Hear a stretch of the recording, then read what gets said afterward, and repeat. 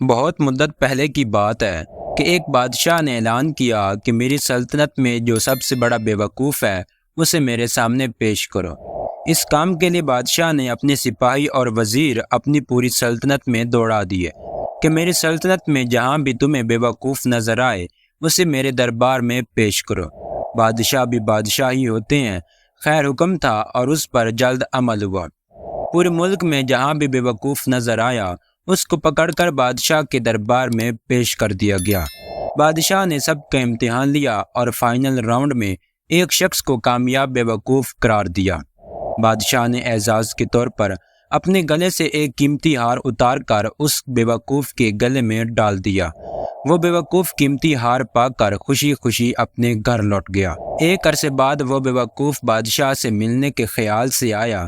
بادشاہ مرض الموت میں آخری وقت گزار رہا تھا۔ بادشاہ کو بتایا گیا کہ فلاں بندہ جو بیوقوفوں کے مقابلے میں اول نمبر پہ آیا تھا آپ سے ملنا چاہتا ہے۔ بادشاہ نے اس سے ملاقات کی اجازت دی۔ بیوقوف حاضر ہوا اور بادشاہ سلامت کو سلام کیا اور پوچھا کہ بادشاہ سلامت آپ لیٹے ہوئے کیوں ہیں؟ آپ کی طبیعت تو ٹھیک ہے؟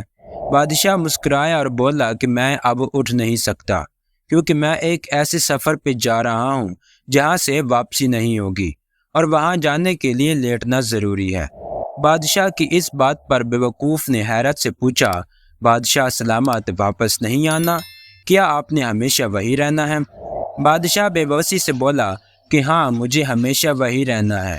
اس پر بیوقوف بولا تو بادشاہ سلامت آپ نے یقیناً بہت بڑا محل، بڑے باغیچے، بہت سے غلام اور بہت ساز و سامان زندگی روانہ کر دیا ہوگا۔ بادشاہ چیخ مار کر رو پڑا۔ بیوقوف نے حیرت سے بادشاہ کو دیکھا۔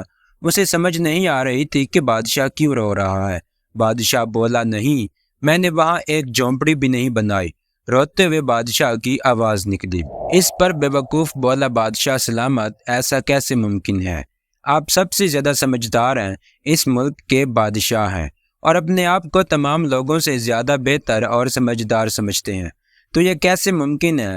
مجھے یقین ہے کہ آپ نے لازمی وہاں اپنے رہنے کے لیے کوئی نہ کوئی انتظام کر لیا ہوگا۔